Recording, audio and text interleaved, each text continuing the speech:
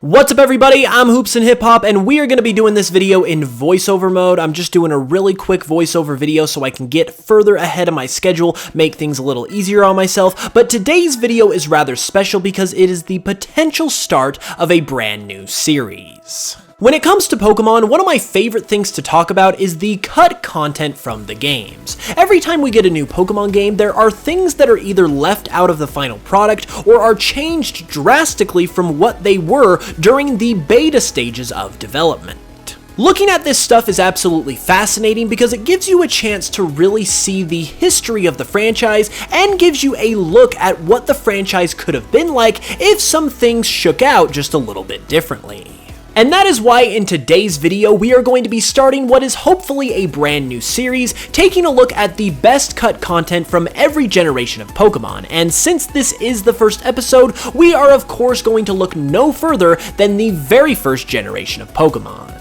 Now, I know that when it comes to Kanto, people can sometimes get a little burnt out on it because of how much Game Freak likes to feature it in their games, but when it comes to cut and beta content, it is an absolute goldmine because of course, it was the very first generation of Pokemon that saw the very first games in the franchise, and so as such, there were a lot of things that Game Freak tried to do that ultimately did not make the final product since they were just kind of starting to get used to the idea of developing a Pokemon game. There's even some stuff we're going to be talking about here that was not even known at all until just a few months ago. So, to say the least, we have got some absolutely fascinating and incredible things to talk about today. So without any further ado, let's just go ahead and get right into it. Okay, so to start off the video, we are going to be taking a look at some of those things that were just recently uncovered that I was talking about in the intro. A couple months ago, the fan site known as Helix Chamber, where all of this stuff is located if you want to know more information, link will be in the description, unveiled a bunch of beta content for Pokemon Red and Green, most of which we had no idea about prior to this unveiling. Some of this stuff includes early logos for the games, including the time in which the game was known as Capsule Monsters instead of Pocket Monsters or Pokemon, and we even have an early Pocket Monsters logo featuring Rhydon, the very first Pokemon that was ever created as well. We also have a number of cut or altered trainers and human characters as well, starting with none other than the player character Red. Red's early design seen here is somewhat similar to his final look, but there are also some key differences at the same time. Number one, his hat is slightly different. Number two, he obviously has a sleeveless vest instead of a short sleeve shirt on. And number three, and probably most distinctly, he has a whip in his left hand. Red holding a whip is actually a remnant of an earlier game mechanic that can actually still be seen in the final game in some trainer classes, and that is the idea that trainers were originally intended to fight the Pokemon themselves, hence why they are holding a whip, but for good reason it was ultimately decided to have trainers use Pokemon to fight other Pokemon. Now moving on to some other characters, we have who is probably the weirdest cut trainer of the bunch, and that would be who Helix Chamber identifies as Shinjuku Jack. Now not much is known about this character, but what is known is that he was a robot trainer, which is a little bit odd for the Pokemon franchise to say the least. Even though he was cut before Pokemon even officially began, his name and data can actually also be found in Pokemon Gold and Silver as well, showing that even though he never made it into the games, he was on the minds of Game Freak for some time. Next up, we have a cut trainer class in the form of a firefighter. Now this would have been pretty cool had it made it into the final game, but it was probably cut because there were already some water-based trainer classes such as the swimmer, and they might have wanted to diversify, as Helix Chamber suggests, the number or the typings of the various trainer classes that existed within the game, because eventually the firefighter was replaced with the psychic.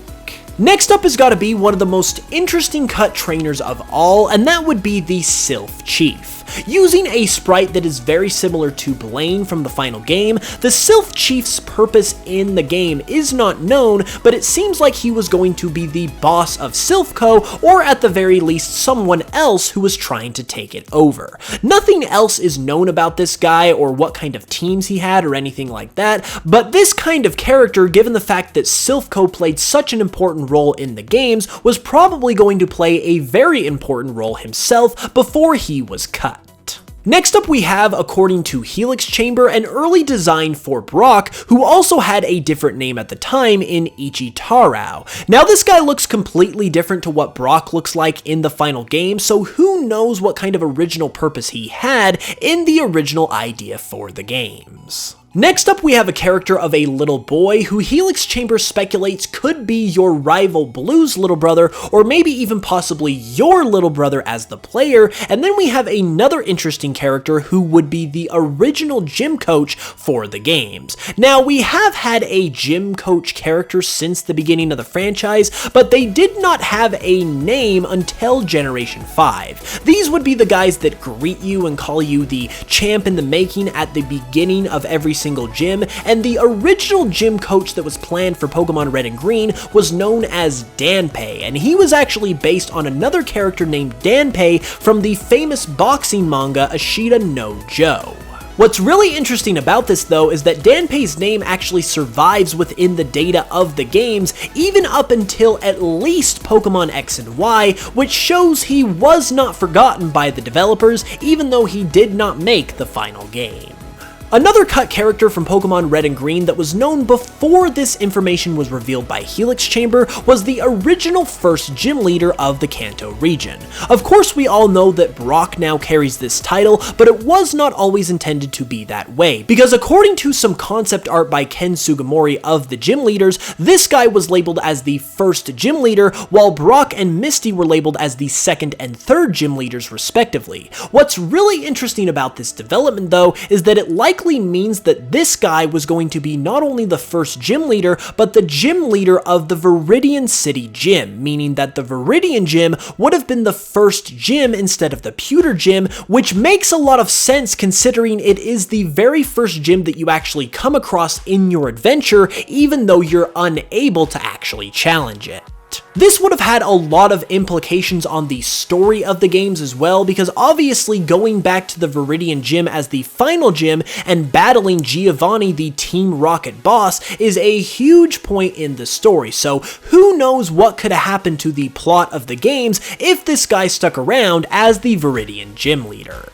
Okay, now we are going to be getting into what you are probably all waiting for, and that would be cut Pokemon. Now, for a while now, it's been known, or at the very least reported, that there were a bunch of Pokemon planned for Pokemon Red and Green, in addition to the original 151 that made the final game, that did not make the final cut. Some of these were recently revealed in interviews with Game Freak staff, such as the now iconic original evolution to Raichu, Gorochu, as well as a couple others that were revealed in the recent biographical manga of series creator Satoshi Tajiri.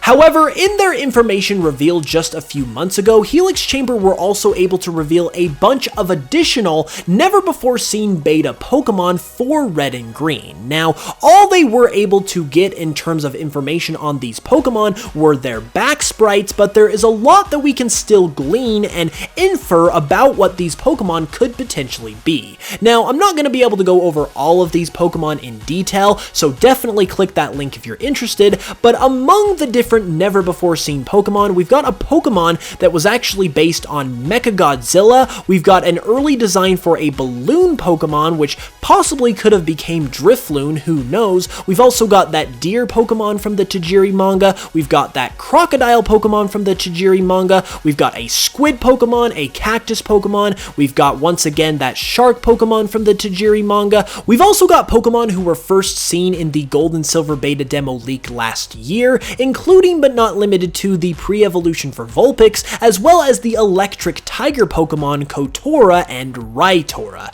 Now, these two guys specifically are especially shocking that they did not make either one of Gen 1 or Gen 2, because I personally think they are fantastic. There's a part of me that says they might have been further developed into Raikou, since they are similar to that legendary beast, but either way it would have been amazing, and it's a dang shame that they did not make it into either Gen 1 or Gen 2. And rounding off this section, what is probably most shocking and amazing of all is the fact that Marowak originally had an evolution that confirms the long-standing theory that Kangaskhan was originally an evolution of Cubone. Seen in this back sprite of this Marowak evolution, you can clearly see a baby Pokemon, most likely a Cubone, in a pouch of this evolved Marowak, much like the Kangaskhan that we now have, which basically confirms that these two Pokemon were originally going to be linked together in the same family, but Kangaskhan eventually branched off, became its own Pokemon, and Marowak did not receive an additional evolution after evolving from Cubone. This one is obviously incredible because it was theorized by fans to be the case pretty much ever since Generation 1 had been around, and to see this actually come true once and for all without any question whatsoever is honestly a great moment in Pokemon history and in the Pokemon fan community. And like I said, there is a lot more information that I'm not going to be able to cover in this video on the Helix Chamber website, so if you want to know more about any of these Pokemon or about some of the Pokemon I did not cover, definitely check out their website because it's some amazing information. Following up those cut Pokemon, we have what was originally the trade incentive concept for the game, combined with what would ultimately become the concept of mythical Pokemon, and that would be known at the time as illusory monsters. At this point in Pokemon Red and Green's development, there was no game-exclusive Pokemon that you would have to trade in order to add onto your Pokedex, and instead, trading would be incentivized by what was supposed to be called illusory monsters. These guys would have been extremely rare Pokemon, much like mythical Pokemon, and would have been extremely hard to find and capture. These guys were known individually as Mirage Monsters, and one Mirage Monster we do know of that was considered was a Green Dragon, who was said to have been encountered in some type of dungeon, and it was also said that this guy could have taken up to 2 hours to find and catch, and it's also been said that you possibly could have only had one chance to catch these guys, much like regular legendary Pokemon, meaning you could have easily spent hours upon hours to find them, only to not be able to catch them and miss your chance and lose your only chance to ever catch them in the entire game. Even though the game-exclusive Pokemon concept that was used as a trade incentive worked out just fine, I can't help but be absolutely fascinated about how this idea of illusory monsters would have worked out as well. To be honest with you, it sounds exactly the way that mythical Pokemon should be treated in the games now, but obviously there is a lot to be desired, and that's just a whole other can of worms, so we're just gonna go ahead and move on.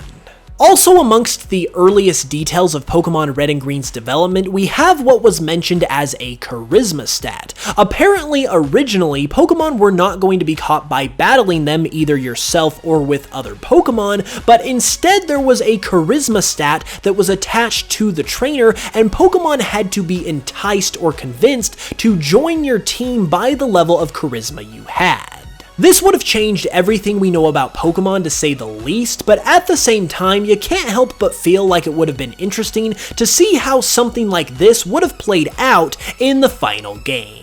Next up is one of the more iconic and well-known beta elements of Pokemon Red and Green, and that would be the surfboard item. In the data of Pokemon Red and Green, there's actually a key item that allows you to surf without the need for a Pokemon to help you do so, or the need for any type of badges. It's not known if this item was intended to be in the final game, and it could have been just a debug item used by developers, as the surfboard is only an unofficial nickname. However, the simple fact that we could have got an item like this instead of surfing on our own Pokemon obviously would have changed the gameplay of Pokemon games dramatically. And last but not least, we had to cover this one because it is probably the most iconic piece of unused content in any Pokemon game, and that would be the infamous Professor Oak battle.